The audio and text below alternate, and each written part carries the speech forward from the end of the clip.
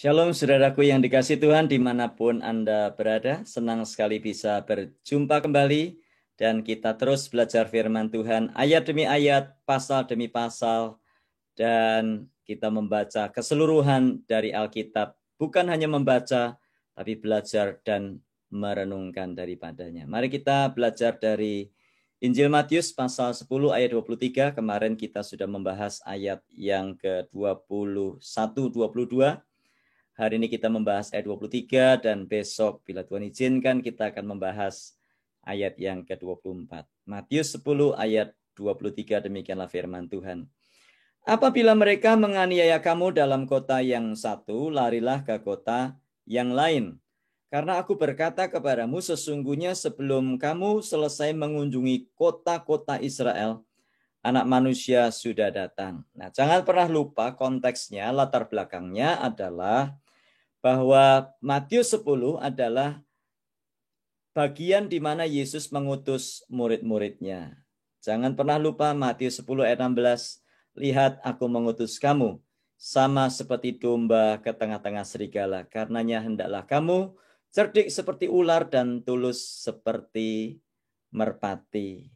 Dan kemudian kita membaca di bagian ini adalah petunjuk pengajaran dari Yesus bagaimana murid-murid harus bersikap, bagaimana murid-murid harus menjalani hidup sebagai utusan-utusan Kristus. Bahkan kemarin kita sudah belajar bahwa mengikut Yesus itu membayar harga karena kita dipanggil untuk setia sampai mati.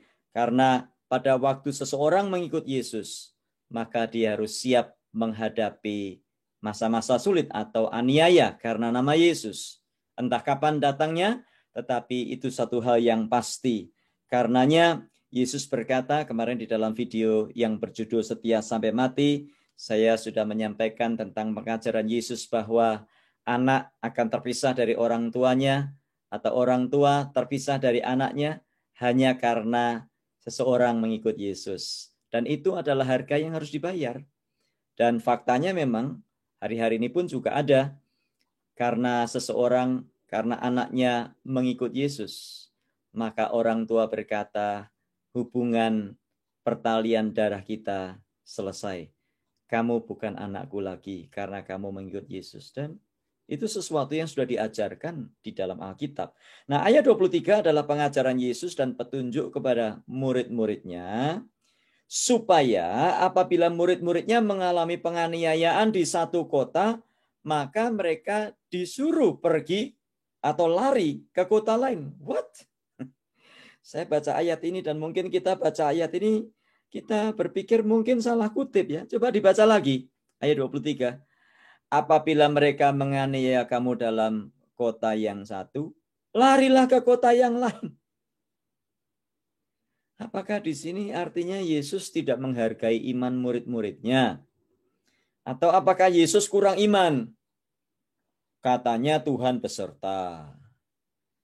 Kok malah disuruh lari ke kota yang lain? Nah, seringkali kita berpikir bahwa yang melarikan diri dari penganiayaan, yang melarikan diri dari satu kota ke kota yang lain, atau yang mengungsi, itu adalah orang-orang yang tidak beriman. Lalu kita menghakimi, ikut Yesus kok gitu. Mestinya dia beriman. Ya, percaya Tuhan tolong. Ya, seolah-olah yang tinggal dan yang teraniaya lebih beriman daripada yang melarikan diri atau mengungsi. Nah, apa pelajaran yang kita ambil? Iman seringkali dipahami sebagai tidak berbuat apa-apa. Jadi kalau beriman ya sudah diam aja. Kalau lari, nggak beriman ini. Kalau ngungsi, nggak beriman ini. Atau ayat ini harusnya bunyinya begini, idealnya ya. Apabila mereka menganiaya kamu, jangan takut. Aku akan mengirimkan para malaikatku untuk membutakan orang-orang yang menganiaya kamu. Wah, ini lebih keren. Ya, lebih top. Tapi justru ayat ini berkata, apabila mereka menganiaya kamu dalam kota yang satu, larilah ke kota yang lain. Apa ini tidak bertentangan dengan Filipi 1 ayat 21? Firman Tuhan berkata, ya, sebab bagiku hidup adalah Kristus dan mati adalah untung. Nah, ini akibatnya kalau kita mengikuti pola comotologi dan copotologi. Artinya kita lepaskan ayat dari konteksnya, lalu kita pakai untuk menghakimi orang lain, menghantam orang lain. Sehingga kita berkata, harus mati bagi Kristus. Yes, militan. Tapi militan yang betul, bro. Bukan militan yang ngawur. Filipi 1 ayat 21, latar belakangnya adalah surat Filipi adalah surat yang ditulis Rasul Paulus kepada jemaat Filipi. Salah satu tujuannya untuk mengucapkan terima kasih karena bantuan mereka di dalam pelayanan Rasul Paulus, tetapi juga alasan yang lainnya adalah untuk menjelaskan situasi yang sedang dihadapi Rasul Paulus pada waktu itu. Dia sedang dipenjara menunggu kepastian bagaimana, apakah dia akan dieksekusi ataukah dia akan dibebaskan. Itu sebabnya kalau kita membaca ayat 20, ayat 19 dan sebelum ayat 21 kita bisa mendapatkan gambaran yang jelas. Nah, kita melihat di Filipi 1 ayat 21, latar belakangnya adalah Rasul Paulus sedang menunggu eksekusi. Sedangkan Matius 10 ayat 23 konteksnya berbeda lagi. Tidak cocok kalau Filipi 1 ayat 21 dipakai untuk menghakimi orang yang mengungsi karena penganiayaan. Nggak cocok. Nah, inilah yang saya katakan bahwa iman seringkali dimaknai dengan tidak berbuat apa-apa. Kalau berbuat apa-apa, dosa. Misalnya, kalau sakit jangan ke dokter. Ya, jangan disuntik. Sebab disuntik itu, suntik itu dari setan. Dokter itu alat setan. Kalau ke dokter mengandalkan manusia, mengandalkan Tuhan artinya nggak bikin apa-apa. Berdoa saja, jangan pakai otak, bro. Nah, ini seringkali kita dengar seperti itu. Kemarin ada perdebatan di Facebook, ramai sekali. Ceritanya ada seorang dokter yang divaksin. Kemudian komentarnya panjang sekali dan banyak yang menentang dan sebagainya. Nah, salah satu komentator memakai ayat Yeremia 17 ayat 5. Masih ingat Yeremia 17 ayat 5? Terkutuklah orang yang mengandalkan manusia dan mengandalkan kekuatannya sendiri dan yang hatinya menjauh daripada Tuhan. Nah, sekali lagi, ini comotologi dan copotologi. Kemudian dipakai untuk menghantam orang. Belajar dulu Yeremia latar belakangnya apa? Kenapa ayat itu ada? Dan apakah ayat itu tepat dipakai untuk menghantam orang yang ikut vaksinasi? Saya rasa kurang tepat. Karena background-nya, konteksnya, latar belakangnya berbeda. Nah, artinya seolah-olah orang ini hendak berkata, orang yang pakai vaksin atau orang yang divaksin itu tidak mengandalkan Tuhan. Yang mengandalkan Tuhan itu yang tidak divaksin. Nah, ini yang namanya abuse of verses di dalam bahasa Inggris. Artinya memperkosa ayat-ayat. Lebih parah lagi, ada yang berkata ikut vaksinasi itu ikut setan. Pengikut setan masuk neraka. Jangan terima vaksin. Vaksin itu dari setan. Inilah yang saya katakan pentingnya belajar. Belajar teologi itu penting. Tapi juga jangan lupa belajar sejarah. Sebab kalau tidak, kita akan pemahaman kita akan sepotong-sepotong. Jangan sekedar belajarnya hanya sedikit-sedikit suara Tuhan, penglihatan Tuhan bicara sama saya. Saya dapat penglihatan. Ya betul, tapi coba belajar firman Tuhan. Baca firman Tuhan pun juga jangan kitab Wahyu terus. Wah, nanti kalau kita divaksin, kita tidak bisa membeli, kita tidak bisa menjual, dan sebagainya. Ini kan karena kita tidak mau belajar. Apa yang dikatakan Yohanes pasal 10? Domba-dombaku mendengar suaraku, dan aku mengenal mereka, dan mereka mengenal aku. Kita lupa Efesus pasal 1 ayat 13, 14, 15. Begitu kita percaya kepada Yesus, kita dimeteraikan oleh Roh Kudus. Nah, memang sejarah mencatat, inilah kalau kita melupakan sejarah. Sejarah selalu mencatat. Setiap ada sesuatu kemajuan teknologi, selalu dipandang dan dicurigai sebagai perbuatan setan. Zaman dulu, waktu orang masih belum banyak yang punya TV, ada yang berkata, jangan nonton TV. TV itu alat setan. Nah, sekarang TV malah masuk ke kamar-kamar. Ya. Lalu kemudian berkembang lagi. Dari TV berkembang menjadi komputer. Komputer dari COMPUTER. COMPUTER. Lalu ada yang otak-atik. Ya. Komputer itu C itu 6, C itu 3, O itu berapa, M itu berapa, P berapa, U berapa. Ya, dinomorkan semua. Nah, ini lihat komputer 666. Berarti komputer itu antikris, dajjal, setan. Nah, kemudian setelah itu orang lupa bahwa handphone ini sebetulnya juga komputer. Lalu bagaimana dong kalau begitu? Pendeta-pendeta yang mengajarkan bahwa komputer itu setan, berarti kalau dia ngantongin handphone berarti ngantongin setan. Ngantongin antikris. Inilah yang namanya tidak konsisten. Nah, kemudian meredup. Kemudian ganti barcode. Barcode tahu ya? Barcode itu katanya 666, setan, antikris, dajjal. Ya, barcode itu ada garis yang tepi kiri, tepi kanan, lalu tengah itu garisnya selalu 2. Itu 666. Tapi kemudian kita temukan bahwa tidak semua barcode itu ada 666. Ya, orang bingung lagi. Ya, kemudian ganti lagi. Katanya Persatuan Eropa bersatu itu 666, itu antikris itu. Nah, sekarang sudah meredup lagi beritanya. Kemudian ganti lagi chip di dalam KTP. Kalau KTP Indonesia ada beberapa yang punya chip. Itu katanya chipnya itu 666. Kalau punya KTP ada chipnya berarti kamu ikut antikris dan sebagainya dan sebagainya.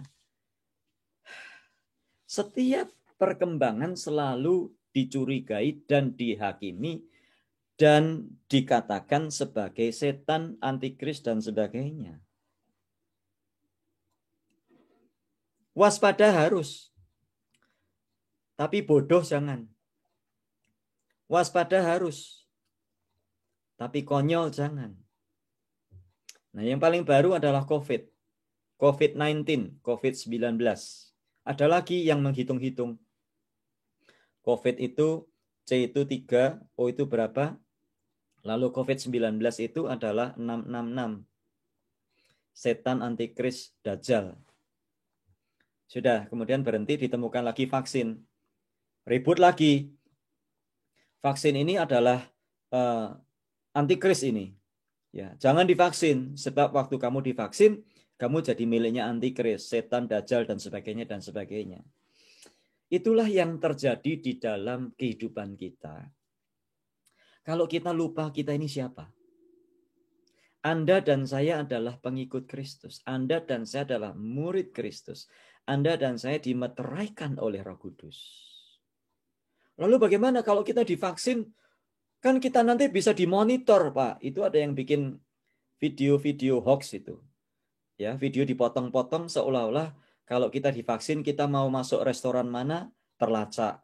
Plat nomornya berapa terlacak. Itu potongan-potongan video seperti itu ada perbuatan yang tidak sesuai dengan kehendak Tuhan. Dan itu terus akan terjadi dan perhatikan baik-baik. Di masa depan hal itu akan terus terjadi. Nanti akan ada apa lagi? Ya. Nah, memang kita harus waspada. Karena setan berusaha dengan segala cara. Itulah sebabnya saya selalu mendorong Anda dan saya. Ayo belajar firman Tuhan. Punya Alkitab dibaca.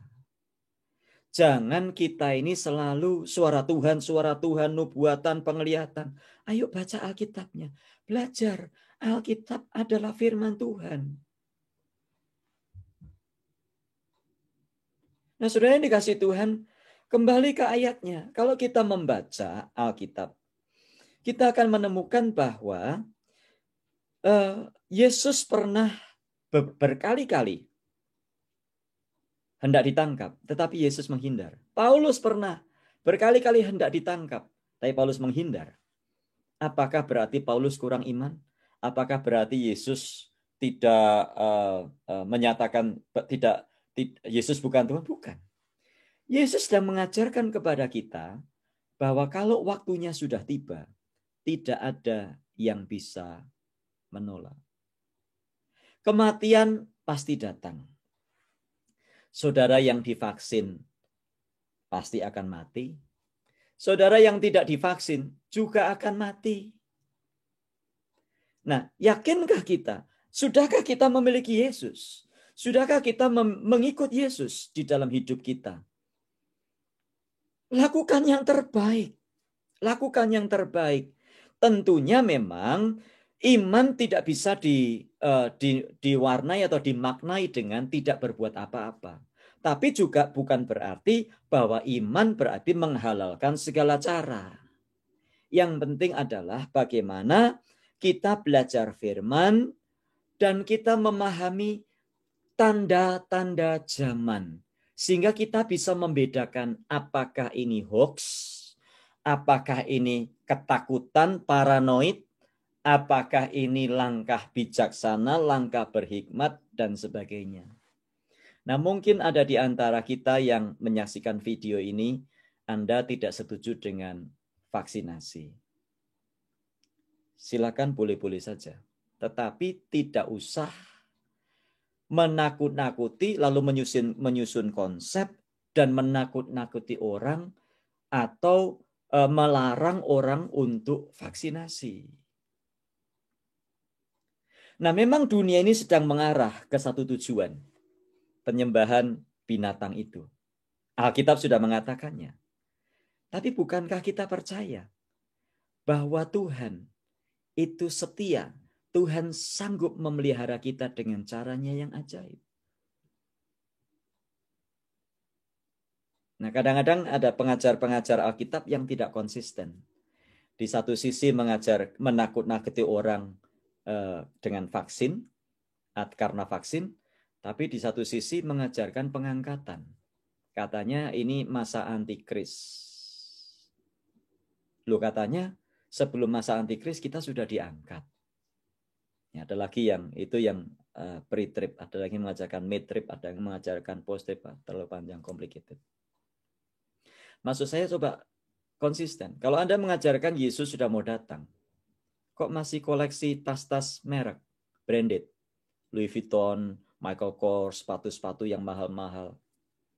Kalau Anda mengajarkan Yesus sudah mau datang, kok malah koleksi rumah di mana-mana, koleksi mobil mewah di mana-mana. Ini yang namanya tidak konsisten. Kalau Anda percaya kepada Yesus Kristus, konsisten.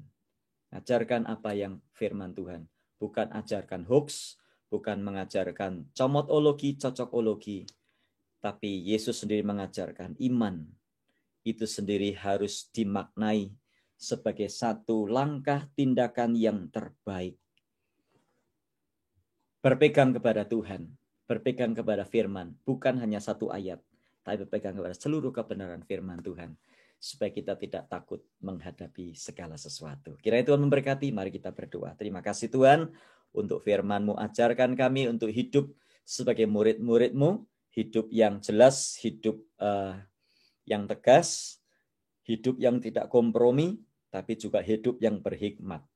Tuhan ajarkan kami supaya kami tidak takut menghadapi hari-hari ini, tidak takut menghadapi apapun juga. Hoax akan terus beredar di kanan kiri. Hoax akan terus beredar. Tetapi ajarkan kami percaya pada firman-Mu. Baca firman, baca firman, baca firman.